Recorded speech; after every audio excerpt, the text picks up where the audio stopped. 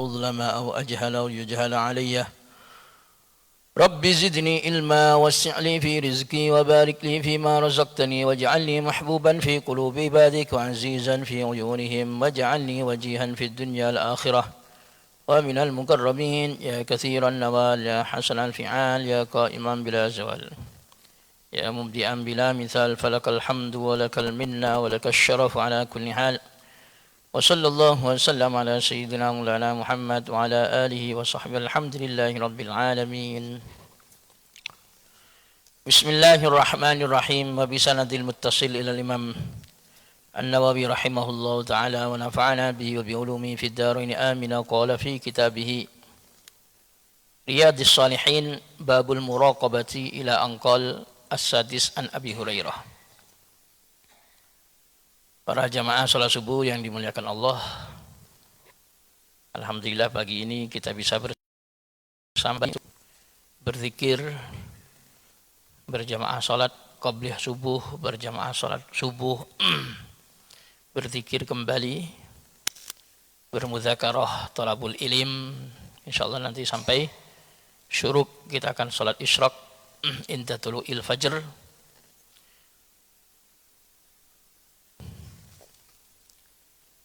Ini mudah-mudahan bisa istiqomah, terutama sudah masuk awal tahun.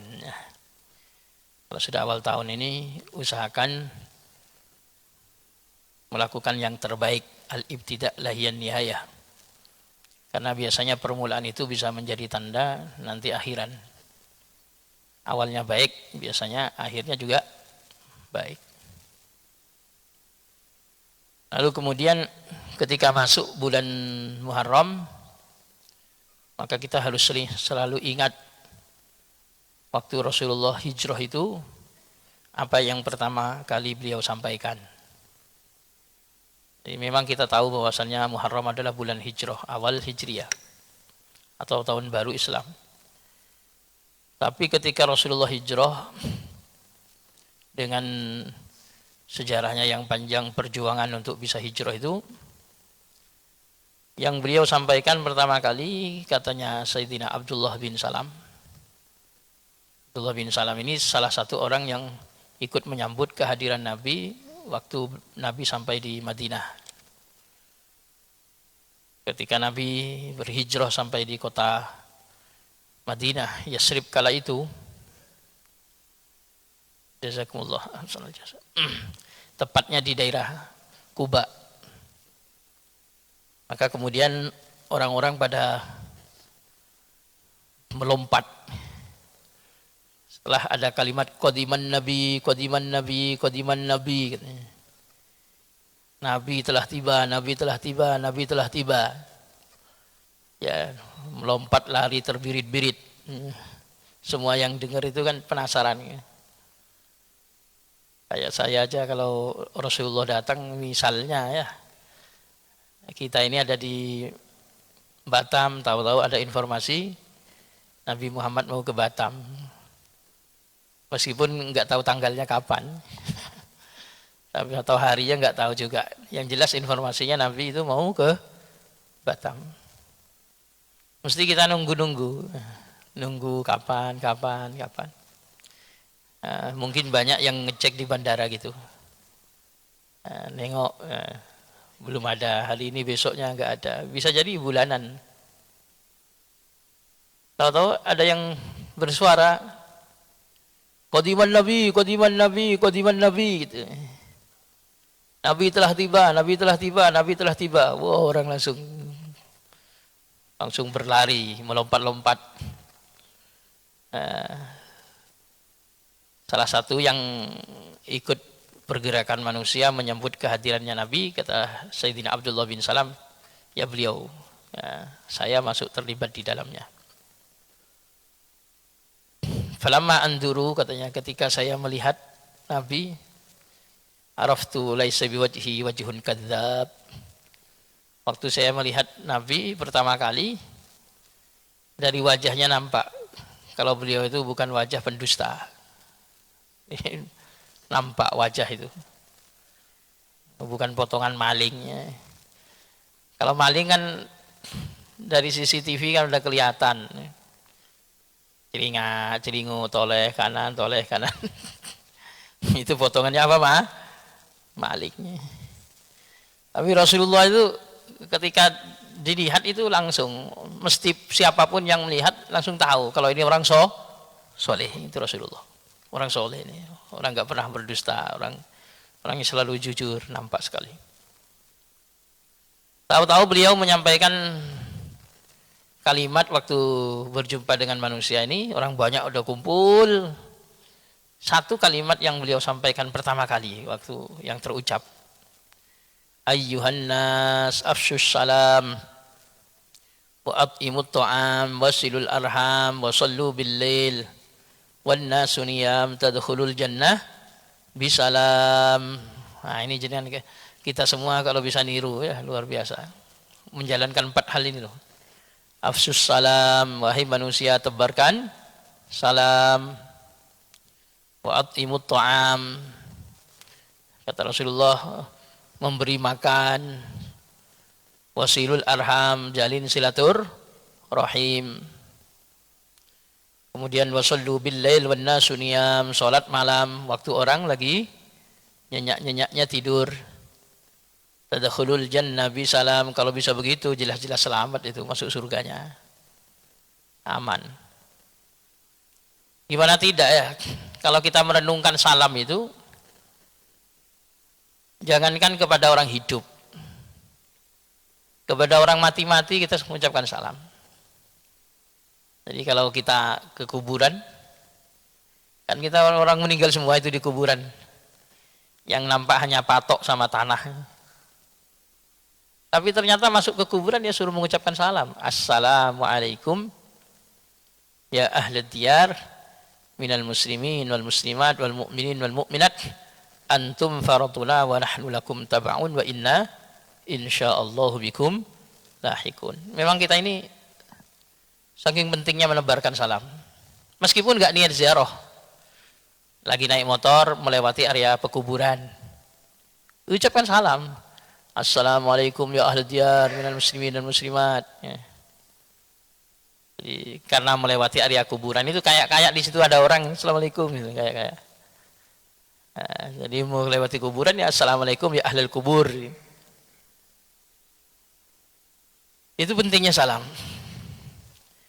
Lalu kemudian lebih termasuk yang lebih dahsyat lagi, waktu seorang itu sholat itu kan munajat sama Allah. Kata Rasulullah, orang itu kalau lagi sholat fa innahu yunaji rabbahu, itu sedang berkomunikasi dengan Tuhannya atau berkomunikasi kepada Tuhannya. Tapi ternyata di dalam sholat pun Allah menganjurkan untuk menebarkan salam. Setelah at-tahiyyatul mubarakatus salawatut thayyibatulillah, di sana kita menebarkan salam. Assalamu alayka ayyuhan nabiyyu wa rahmatullahi wa barakatuh. Lalu kemudian juga menyebarkan salam kepada semua orang, semua makhluk yang soleh-soleh. Assalamu alayna wa ala ibadillahis sholihin. Jadi salam itu di mana-mana. Termasuk kalau masuk rumah, namanya idza dakhalu buyutan fasta'nisu wasallimu ala ahliya, itu ketika masuk rumah mohon izin mengucapkan salam dulu. Assalamualaikum. Baik ada orangnya, nggak ada orangnya, assalamualaikum. Cuma kalau masuk ke rumah kita sendiri, kita semuanya keluar bareng-bareng sama keluarga mau masuk ke rumah, bentuk salamnya bukan assalamualaikum warahmatullah, tetapi assalamu alayna wa ala ibadillahis sholihin. Rumah udah kita kunci, istri anak kita ajak keluar. Saya itu balik ke rumah, mengucapkan salam enggak? Ya ucapkan salam. Tetap assalamu alayna wa ala ibadillahis sholihin, karena bisa jadi di dalam rumah itu banyak sekali penunggunya. Ya, kadang ada malaikat di dalam rumah kita. Bisa jadi ada jin di dalam rumah kita. Maka kita ucapkan salam, assalamu alayna wa ala ibadillahis sholihin. Ketika masuk masjid juga sama, mengucapkan salam. Cuma kalau yang pasti itu ketika masuk masjid, karena Rasulullah itu nggak tahu gimana Rasulullah itu. Pokoknya kalau masuk masjid itu dalam hadis, jenengan kan udah ngaji kitab Al-Adhkar. Ya, karya Imam Nawawi juga yang dikaji oleh Ustaz Luqman Hakim. Kan di sana kan anjuran masuk masjid di samping Allahumma ftah li abwaaba rahmatik itu mengucapkan apa? Salam kepada Rasulullah. Assalamu alayka ayyuhan nabiyyu wa rahmatullah wa barakatuh. Terlebih ketika masuk ke Masjid Nabawi, ya jelas-jelas sekali. Assalamu alayka ayyuhan nabiyyu wa rahmatullah wa barakatuh. Apalagi di hujrahnya Rasulullah di Kubah Hijau itu, Assalamu alayka ayyuhan nabiyyu wa rahmatullah wa barakatuh. Sayyidina Abu Bakar sebelahnya kita ucapkan salam, Assalamu alayka ya khalifat Rasulillah Abu Bakrin Siddiq. Di sebelahnya lagi Sayyidina Umar, Assalamu alayka ya khalifat Rasulillah Umar bin Khattab radhiyallahu anhuma. Ketika masuk di sebelah sana ada makam Baqi'il Warqad, ziarah ke sana ya, Assalamualaikum ya ahli Baqi'il Warqad minal muslimin wal muslimat. Ada Sayyidina Utsman, ada Sayyidina Anas bin Malik, Imam Malik, dan istri-istri Nabi di sana semuanya, para sahabat yang sekian banyak di sana semuanya. Kita Assalamualaikum. Loh, ternyata malaikat pun juga gitu. Waktu Lailatul Qadar, mandat dari Allah Subhanahu wa taala, tugas mereka untuk turun semua itu untuk apa? Salamun hiya hatta matla'il fajr. Jadi tanazzalul malaikatu warruhu fiha biidzni rabbihim. Para malaikat itu turun pada malam Qadar. Termasuk malaikat Jibril, ar-ruh. Tentunya ada dua makna tentang ar-ruh, atau tiga makna. Ar-ruh, malaikat Jibril turun, yang kemudian beliau sebagai pemimpinnya malaikat. Para malaikat semuanya ikut turun. Kok bisa turun semua itu untuk apa? Biizni rabbihim. Ya karena memang sudah dapat izin dari pencipta mereka, yaitu Allah Subhanahu wa ta'ala. Ngapain turun ke bumi? Salamun, mengucapkan salam. Semuanya mengucapkan salam itu. Makanya nanti disebutkan dalam kitab-kitab itu, malaikat itu masuk ke masjid, di lorong-lorong, di mana-mana itu jumpa orang Islam mengucapkan salam, Assalamualaikum, Assalamualaikum pada malam Qadar itu. Subhanallah, Assalamualaikum, Assalamualaikum. Wah, hebatnya menebarkan salam seperti itu. Sambutan malaikat ketika menyambut orang-orang takwa masuk surga juga sama. Wasiqal ladzina taqaw ilal jannati zumara hatta idza ja'uha futihat abwabuha wa qala lahum khazanatuha salamun alaikum tibtum fadkhuluha khalidin. Kan juga sama. Orang-orang takwa ketika diarak, orang-orang takwa itu diarak kayak orang kemarin 1 Muharram ya, atau ada wisuda atau apa, diarak orang-orang takwa itu, dibawa menuju apa? Menuju surga. Ternyata depan pintu surga itu berjubel para malaikat menyambut kehadirannya orang-orang takwa ini. Lalu kemudian komentarnya malaikat gimana? Ternyata komentarnya khazanatuha, petugas-petugas yang menjaga pintu-pintu surga itu, mereka akan mengatakan salamun alaikum tibtum fadkhuluha khalidin. Assalamualaikum, keselamatan atas kalian. Tibtum, alangkah bahagianya kalian. Fadkhuluha khalidin, silahkan kalian masuk ke dalam surga kekal abadi di dalam. Ya, subhanallah, enak sekali ya. Jadi memang salam itu di mana-mana. Makanya kita sesama orang manusia ini sebenarnya kalau ketemu, kalau sama malaikat ucapkan salam, dalam sholat mengucapkan salam, di kuburan-kuburan aja yang nggak nampak orangnya, assalamualaikum. Apalagi sesama kita. Nah, saya termasuk yang sering dengar salam itu ya Pak Ucok lah. Ya Ucok. Kalau ketemu saya dari jauh-jauh aja tuh. Assalamualaikum. Pak Ucok ya, beruntung. Memang begitu ya Ucok. Memang harus apa? Menebarkan apa? Salam. Ciri khas. Naik motor pun kalau bisa jangan hanya sekedar klakson. Dit. Tapi Assalamualaikum. Assalamualaikum. Nah, secara pandangan fikih, hukum mengucapkan salam itu sunnah. Hukum mengucapkan salam sunnah. Maksudnya sunnah apa? Orang yang melakukan mendapatkan pahala, meskipun yang nggak melakukan nggak sampai mendapat dosa. Tapi berapa banyak pahala kalau sering mengucapkan salam kita dengan melaksanakan salam, mengucapkan salam. Nah, yang menjawab jadinya wajib. Yang menjawab salam itu wajib. Kalau misalnya ada orang bilang gitu, Assalamualaikum, wajib, jangan nggak jawab. Yang mengucapkan kan sunnah, yang menjawab jadi wajib. Nah, kalau menjawab itu apa? Pahalanya besar karena hukum menjawab itu wajib. Sementara yang mengucapkan itu sunnah. Tapi konsekuensinya yang kalau nggak jawab berdosa. Karena tantangannya wajib begitu.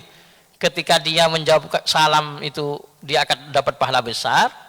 Tetapi ketika dia nggak menjawab salam itu dia akan dosa.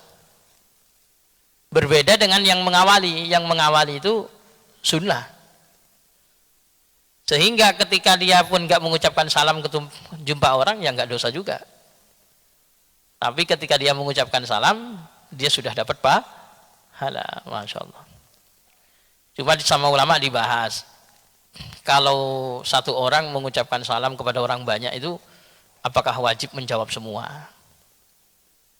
Dalam fikih-fikih itu dibahas.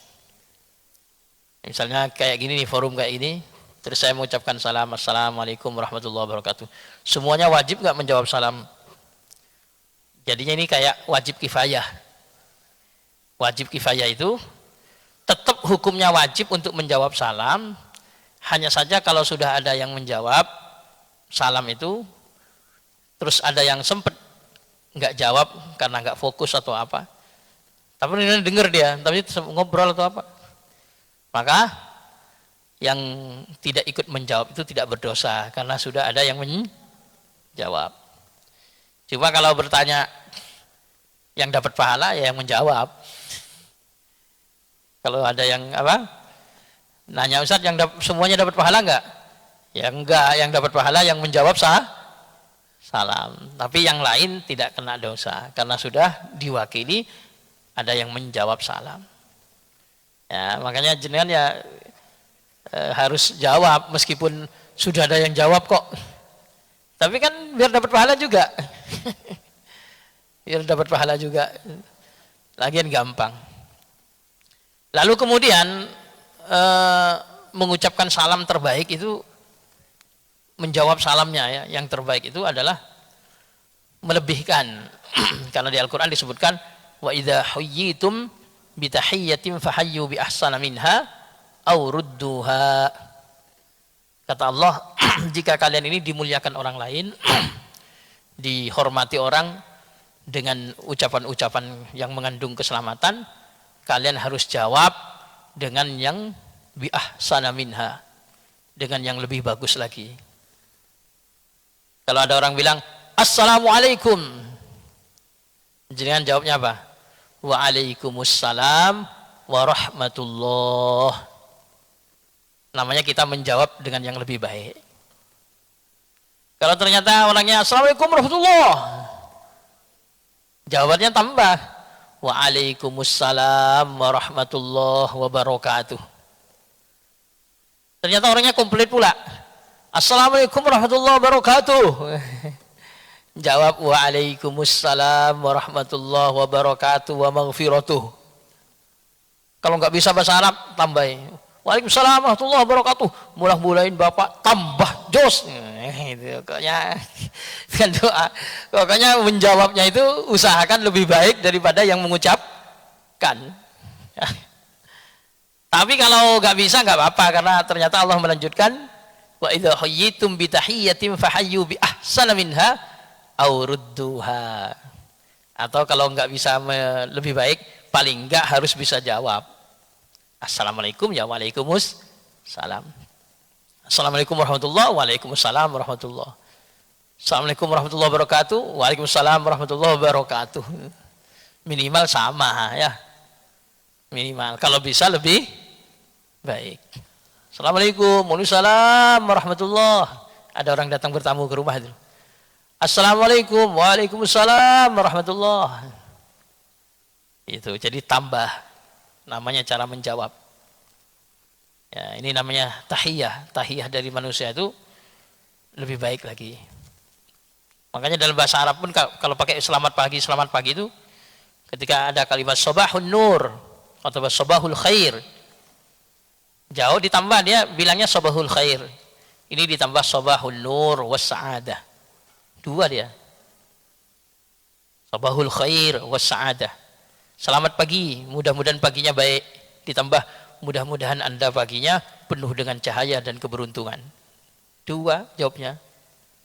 Bukan sobahul khair. Kalau dalam bahasa sebelah kan jawabannya kalau dibilang thank you, jawabannya you are welcome. Sebaliknya. Sebaliknya kalau ada orang bilang terima kasih Pak. Ya kan? Harusnya kita nambah yang lebih baik lagi. Orang sudah berterima kasih. Allah itu gitu. Kalau ada orang mau berterima kasih sama Allah, Allah kasih lagi. Hebatnya Allah ya. Namanya Allah sih bisa begitu ya. Kalau orang bisa berterima kasih, bisa bersyukur, Allah tambah lagi. La in syakartum la azidannakum. Kalau kamu bisa terima kasih ke saya, tak tambahi. Tak tambah. Jadi terima kasihnya kita itu akan ditambah lagi. Ya karena konsepnya begitu. Orang yang mendahului melakukan penghormatan, maka dibalas dengan yang lebih baik. Nah orang haji kan juga salah satu kiat-kiatnya biar mabrur. Itu kan ketika Rasulullah ditanya, wa ma birruha ya Rasulullah. Apa yang wa ma birruhu ya Rasulullah, apa yang bikin haji itu bisa mabrur? Kiat-kiatnya ya. Kata Rasulullah, ifsa'us salam wa it'amut ta'am. Tebarkan salam, usahakan memberi makan. Bayangkan 1 dinar setara dengan 1 juta dinar. Berinfak memberi makan di musim haji. Oh, itu kalau dengan 1 rial setara dengan sedekah 1 juta rial di luar musim haji. Di luar musim haji kita mau sedekah, kapan bisa sedekah 1 juta rial? Berapa 1 juta rial itu? 4M. Kan satunya banding 4.500. Sedekah 4M setengah. Padahal kita sedekah 1 rial sama Allah dikasih pahala sama seperti sedekah 4,5 M. Mak ngeri kali itu ya. Rupiah tapi M-nya ya. Kalau orang sedekah di musim haji. Karena di waktu musim haji itu kelipatannya bi alfi bahasanya hadis itu dengan kelipatan 1000 kali 1000. Bahkan kalau nggak salah dalam Sayyidina Al-Walid Syed Muhammad Alawi Al-Maliki itu kelipatannya 40.000. Nah, di sana pakai 40 juta. Jadi 1 dibandingin 4 berarti dengan 40 juta, wah tambah banyak lagi musim haji. Makanya di Al-Quran kan Allah bilang watazawwadu. Orang haji itu suruh apa? Berbekal. Meskipun fa inna khairaz zadi taqwa, tapi tetap harus diingat bekal yang paling utama takwa. Itu kan gara-gara dulu ada sebagian kelompok dari negara lain ayat itu turun, tahu-tahu nggak modal bekal, pokoknya main bonek. Berangkat haji apa? Bonek di sana apa kata di sana gitu loh. Akhirnya dibilangi watazau, waduh berbekal lah katanya. Fa inna khairaz zadid taqwa. Orang haji itu kan banyak boneknya. Banyak bonek.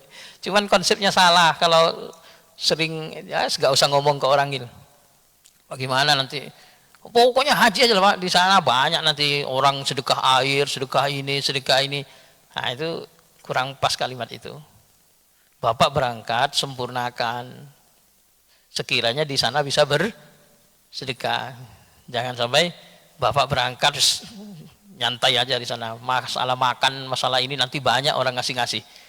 Nah, salah dari berangkat awal. Pak, yang banyak bekal. Nanti itu momentum luar biasa, bisa apa?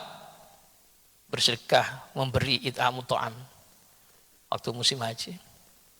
Makanya Rasulullah kan mengingatkan ifsa'ud salam wa it'amut ta'am.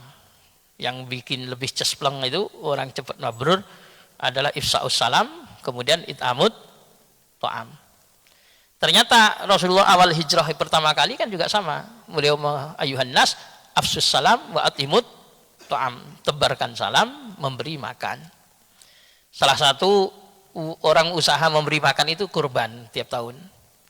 Karena kurban itu it'amut ta'am akan ada terbagi menjadi 3. Yang pertama adalah it'am, yang nomor 2 hadiah, yang nomor 3 apa?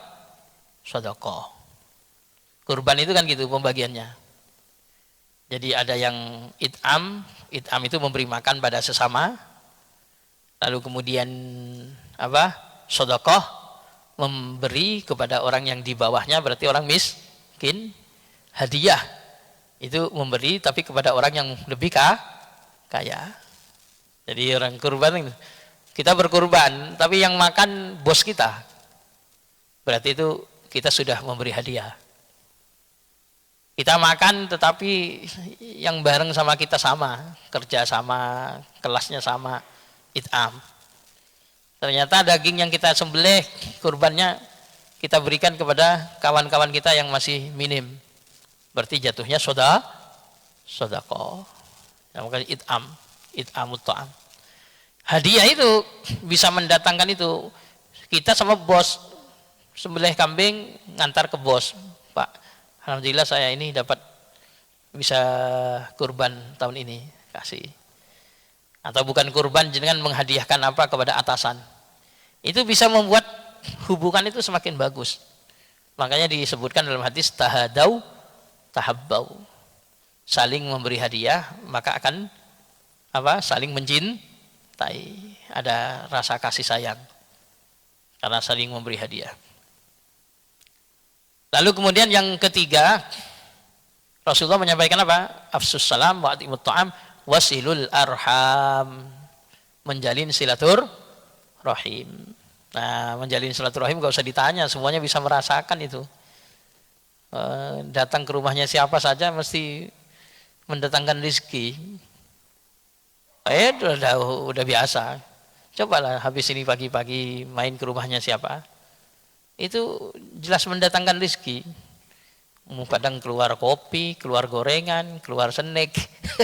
Silaturahim itu memang mendatangkan rezeki. Kadang kita buntu punya masalah, di situ cairnya. Punya problem. Kalau silaturahim itu. Tadi kayak bingung kayak apa, terus ngobrol-ngobrol.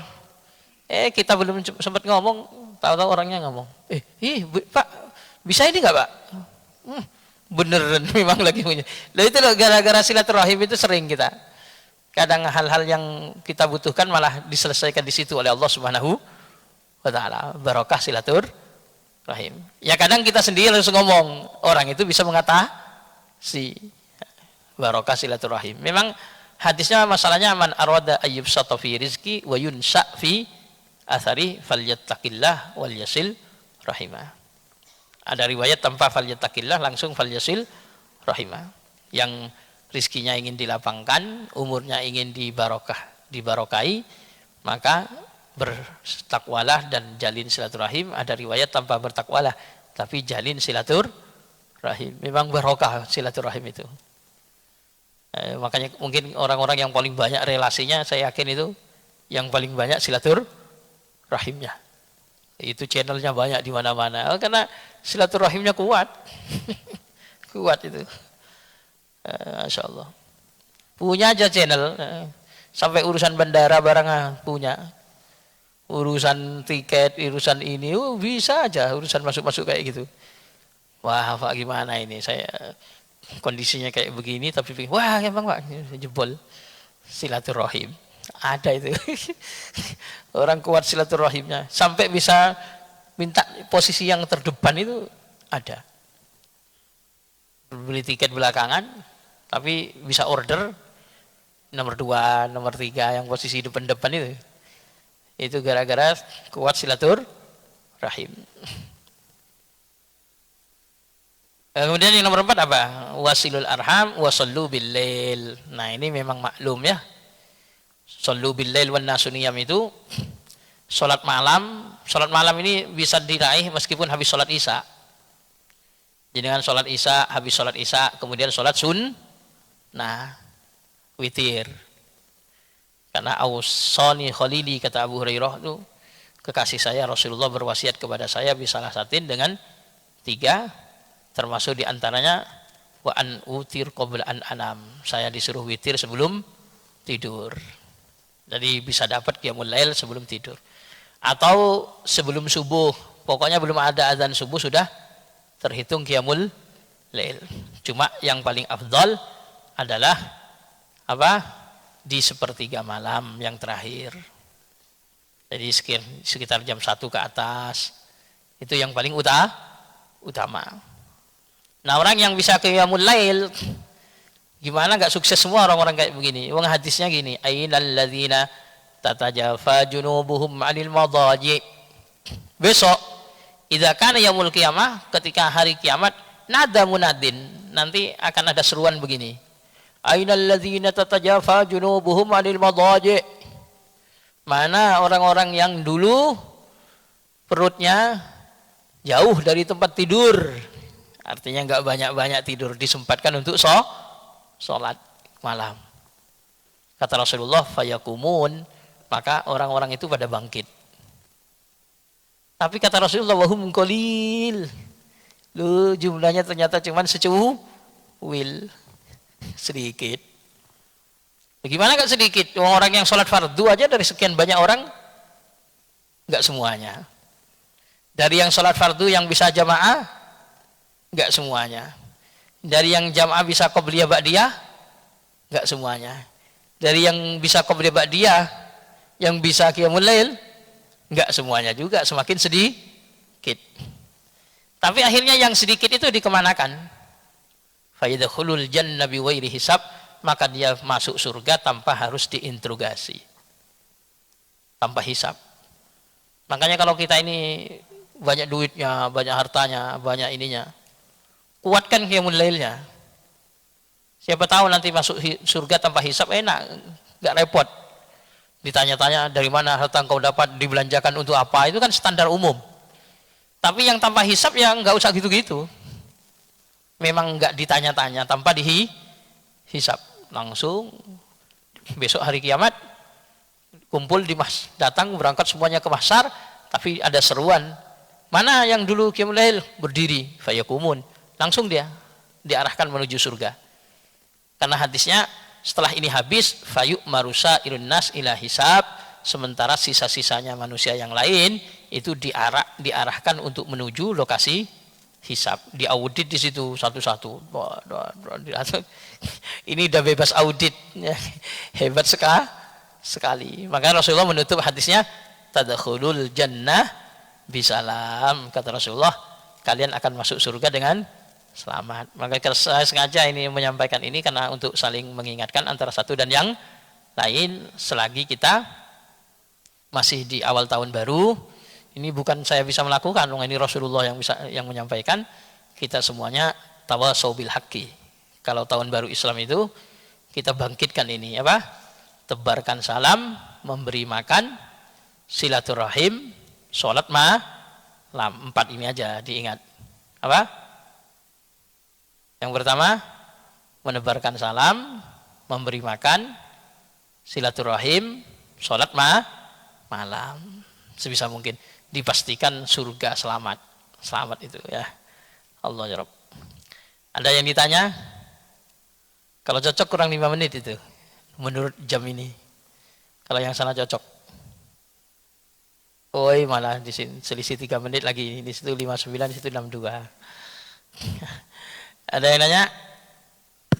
Enggak, silakan. Assalamualaikum warahmatullahi Assalamualaikum wabarakatuh. warahmatullahi wabarakatuh. Izin Kiai bertanya terkait salat malam, apakah tidur itu wajib atau tidak syarat sebagai syarat untuk salat malam? Demikian Kiai. Terima kasih. Assalamualaikum warahmatullahi Assalamualaikum wabarakatuh. warahmatullahi wabarakatuh. Terkait salat malam apakah tidur itu wajib? Kalau mengikuti standar sunnah Quran itu memang suruh tidur. Kayak suruh tidur karena ayat Al-Qur'annya ya ayyuhal muzammil kumil laila illa qalila. Wahai orang yang berselimut, kum bangunlah di malam hari illa qalila kecuali sedikit. Jadi sedikit, cuman sedikit itu jangan diartikan setengah jam. Karena di Al-Qur'an itu Allah memperjelas sedikit itu. Ya ayyuhal muzammil qumil laila illa qalila nisfahu awil qus minhu qalila aw zid alaihi warattilil qur'ana tawtila. Ternyata Allah bilang, hai orang yang berselimut, bangunlah di malam hari kecuali sedikit. Sedikit itu kata Allah nisfahu, separuhnya malam. Berarti separuhnya buat tidur, separuhnya buat bangun. Lalu kemudian nisfu awing kusmin hukolila, atau kalau bisa dikurangi dari separuh itu. Dikurangi dari separuh itu tidurnya. Maka semakin banyak bangunnya. Kalau bisa lagi auzid alaihi, tambah lagi jangan banyak-banyak lagi tidurnya. Tambah dikurangi. Berarti kalau mau dibagi separuh menjadi 2/3, berarti yang bangunnya yang 2/3, ya. Kalau bisa diperkecil lagi berarti 3/4, sehingga lebih banyak apa? Bangunnya. Meskipun ritme yang Rasulullah sempat menyampaikan khairul qiyam qiyamu Daud. Sebaik-baiknya konsep metodologinya orang tidur dan bangun itu konsepnya Nabi Daud. Beliau memainkan tidur bangun. Jadi bagaimana sepertiganya dibuat tidur, sepertiganya dibuat bangun, sepertiganya lagi dibuat tidur. Karena sebelum ada bahasa 1/6, 2/3. Kenapa? Karena sekiranya sebelum subuh juga menyempatkan untuk tidur. Jadi jangan awal malam dibuat tidur, tengah malam dibuat bangun, sebelum subuh sempatkan tidur. Itu yang bagus. Tapi kalau nggak tidur sama sekali gimana? Tetap dapat. Cuman bahasanya bukan sholat tahajud, karena mutahajjid itu, tahajjud itu jangan tengok aja di kamus. Tahajjud itu orang yang bangun tidur. Berarti wa minal laili fatahajjad bihi, di sebagian malam maka kalian bangunlah dari tidur dengan melaksanakan sholat tahajud. Ya syaratnya untuk sholat tahajud adalah apa? Tidur baru bangun. Tapi ternyata jangan tengok Imam Abu Hanifah salah satunya. Insya Allah itu beliau itu bisa menggabungkan wudhu isya dengan wudhu subuh. Kenapa? Karena beliau itu habis sholat isya, sholat sunnah, lalu menghatamkan Al-Quran di dalam sholat sunnahnya. Tahu-tahu selesai salam, Assalamualaikum warahmatullahi, Assalamualaikum warahmatullahi, dengan witirnya itu nggak lama azan subuh. Jadi saking banyaknya apa? Qiyamul lail, bangun malam. Apakah beliau disebut qiyamul lail? Iya, sedang qiyam beliau di qiyamul lail. Bahkan illa qalilanya lo gak diambil. Tidurlah, bangunlah di malam hari kecuali hanya sedikit. Kalau Sayyidina Utsman bin Affan itu mengambil tidur meskipun sebentar, illa qalila. Tapi dalam penjelasannya Sayyidina Utsman bin Affan waktu itu saya masih ingat kalau Ustadz Muhsinin menjelaskan waktu Ustadz Muhsinin itu orang Gresik. Jadi guru pengajar kami waktu kami nyantri di Al-Anwar Sarang, kami sekolah di Wazaliyah. Beliau menjelaskan tidurnya Sayyidina Utsman itu cuma gini di malam hari. Kan beliau selalu hidup dengan Quran. Sampai Quran aja dinisbatkan kepada Sayyidina Utsman. Wafatnya aja wafat waktu baca Quran. Sayyidina Utsman memang hidup sama Quran. Itu beliau hanya sebagai syarat tidur ini waktu guru saya menjelaskan. Contohnya cuma gini Sayyidina Utsman kalau tidur malam hari beliau baca Quran malam hari. Untuk syarat memenuhi tidurlah di malam hari kecuali sedikit, beliau waktu baca Quran, beliau akan begini nanti.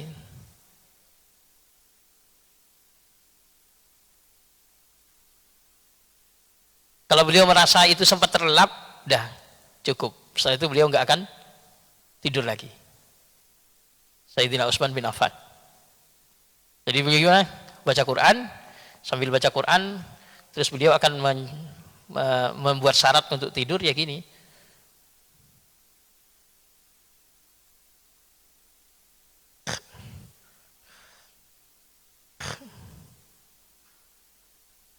Nah, merasa sudah sempat tidur, nggak tidur lagi. Subhanallah. Kalau kita belum tidur di kasur yang empuk, terus kayaknya nggak bisa ya. Sayyidina Utsman bin Affan kan nggak ada keterangan di situ tidur di malam hari suruh baring kan. Yang penting tidur, mau tidur duduk, mau tidur telentang, mau tidur kan nggak ada keterangannya. Yang penting sempat apa? Tidur. Wah itu super. Allah ya Rabb. Cukup? Sangat jelas ya. Nah, insya Allah nanti berikutnya kita baca yang kemarin. Soalnya ini super hadis sangat panjang. Ya memang nanti nggak jelaskan sedikit pun saya yang lain memang harus baca ini. Hadisnya panjang, isinya cerita 3 orang yang diuji oleh malaikat nanti itu ya. Masya Allah. Subhanakallahumma bihamdik, subhanakallahumma bihamdik, asyhadu an la ilaha illa anta, astaghfiruka wa atubu ilaik. Assalamualaikum warahmatullahi wabarakatuh.